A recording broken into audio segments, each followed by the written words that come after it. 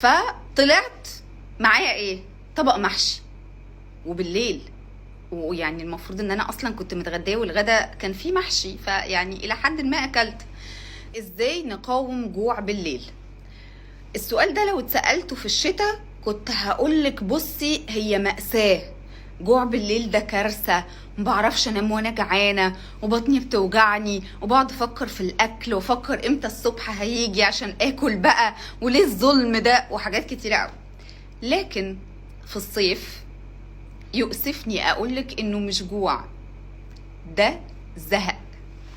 زهق وملل، و زي الايموشنال ايتنج كده، اللي هو زعلانه متضايقه فرحانه، حاجه مرتبطه بمشاعري مش مرتبطه بالجوع. انا مش مع مدرسه ان احنا مش عارفين احنا جعانين ولا عطشانين فنشرب ميه، اصل احنا مش مركزين. لا، احنا مركزين كويس قوي وعارفين احنا جعانين ولا عطشانين ولا زهقانين. فلازم تكوني مراقبه نفسك كويس قوي وعارفه ده جوع ولا عطش ولا زهق. فموضوع اصل الجسم بيتلخبط فاديله ميه يمكن هو، لا لا لا خالص، مش الكلام ده اصلا. احنا عارفين احنا امتى بنبقى عطشانين وامتى بنبقى جعانين بجد وامتى بنبقى زهقانين ومتضايقين وكده. هقول لكم على حاجه. انا مثلا من اسبوع ونص كده دخلت المطبخ بالليل علشان اطلع اكتر حاجه بحب اكلها لو انا مثلا بتفرج على التلفزيون وجعانه شويه وعايزاه عشاء ومش عايزه ايه، يعني مش عايزه الخبط قوي بس في سنه جوع كده. فداخله اجيب، فتحت التلاجة عشان اجيب جبنه قريش وخيار وطماطم وخس، وعايزه ايه اطلع الزعتر الباودر ده علشان ارش عليه رشه. ودي اكلتي المفضله قدام التلفزيون، وبتاخد وقت كده، بقطع طماطم وخيار وجبنه قريش، بتاخد وقت على ما تخلص، وفي نفس الوقت بتديني احساس بالشبع جدا. فطلعت معايا ايه؟ طبق محشي وبالليل. ويعني المفروض ان انا اصلا كنت متغديه والغدا كان فيه محشي، فيعني الى حد ما اكلت.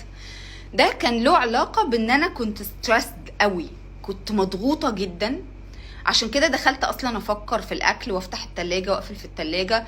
فالضغطة دي طلعتني بطبق فيه 4 صوابع محشي وعلبة زبادي، عشان الضمير كان فيه علبة زبادي، نسقسق بقى المحشي في الزبادي.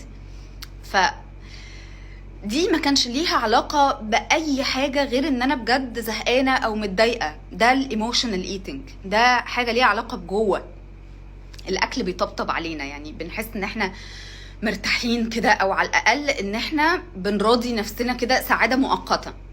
فطبعا ظبطت الدنيا بعدها ويعني خلاص الموضوع عدى. يعني ليه بحكي لكم القصة دي؟ علشان انا لما سألت نفسي قدام التلاجة وعرفت ان انا زعلانه او متضايقه او مضغوطه او كده، سمعت كلامي مفيش مشكله، خدت المحشي وعلبه الزبادي وطلعت اكلتها وخلاص، وعدت نفسي ان انا يعني هظبط ومش هعمل كده تاني. فتمام، عدت. يعني على فكره الامور دي بتعدي، يعني عشان كده بقول لكم عدوا ما توقفوش عندها. مش هصحى الصبح بقى اطلب دونتس، لا خلاص الموضوع خلص، انسي سماح، الموضوع خلص.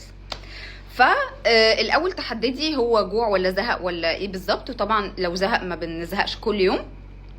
وبعدين بندخل على حتة انا اصلا عايزة الحاجات اللي موجودة في البيت حواليا تكون حاجات الى حد ما بدايل، او حاجات مش مغريات قوي، مش بسبوسة وكنافة وكده يعني، ومش محشي. نحاول نخلص المحشي على الغدا، او يعني نفرقه كده ونوزعه على اللي قاعدين عشان ما يتبقاش في التلاجة، عشان وهو ساقع بيبقى خطير بصراحة يعني. فنحاول ان احنا يبقى عندنا بدايل للمغريات. عايزة حاجة حلوة فهاخد ايه، عايزة جعانة فهيبقى عندي ايه. يبقى عندي دايما بدايل، مش اللي هو جعانه وقاعده ساكته زهقانه لا لا لا خالص. ايه بدايلك؟ ممكن يبقوا شويه فشار، ممكن يبقوا شويه ترمس، ممكن خيار وطماطم وخس زي ما بقولك وشويه جبنه قريش عليهم ورشه زعتر. احنا في الصيف ممكن فاكهه، ممكن قطعتين بطيخ، ممكن المسليات بتاعتك مثلا ممكن يبقى 50 جرام لب سوري من غير ملح. في حاجات ممكن تكون وانا قاعده عايزه اعمل كده فتبقى موجوده معايا، فتمام انا في الامان. ما اروحش بقى لان انا افتح الاقي مثلا حلاوه، الاقي شوكولاتات، الاقي تشيبس، الاقي اكياس، الحاجات السناكس الكتيره قوي دي اللي في الصيف بتتخن قوي. عشان احنا اللي بيتخنى دايما في الصيف هو الرمرمه، ما بنبقاش قادرين ناكل قوي بس بنرمرم كتير جدا. بنتفرج على التلفزيون، قاعدين في بلكونه، نزلنا خرجنا، هي الرمرمه دي اللي بتزود الوزن، وكلها سعرات مختفيه في حاجات كتيره جدا. تمام. وخدوا بالكم كمان من قصة ان احنا بنسهر في الصيف اكتر، يومنا اطول فبنسهر اكتر، وده بيأثر على بشرتنا وعلى شعرنا وعلى ان احنا بناكل اكتر بالليل وعلى حرقنا. فالموضوع ده بيفرق جدا جدا لما بنبتدي كمان ان احنا نصحى بدري وننام بدري، نخس كويس قوي، حرقنا يبقى كويس جدا جدا جدا. هنحافظ على شرب المية على مدار اليوم، على مدار اليوم، مش لما احس ان انا جعانه، لا يعني احنا قلنا هنحدد بقى امتى جعانين وامتى زهقانين.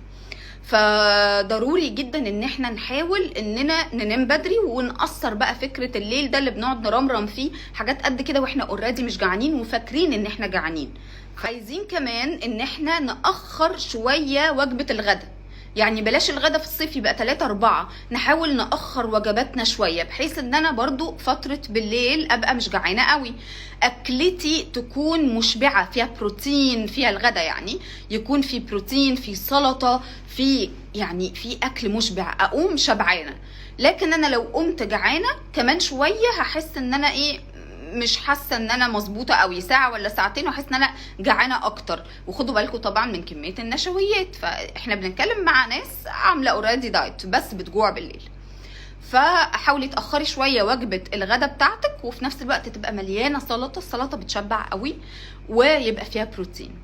وبالليل ان كيس جوعنا هناكل بروتين، كلي بيض مسلوق، كلي جبنه، كلي بروتين وبعدي عن العيش، كلي فاكهه، كلي زبادي. سهله يا جماعه.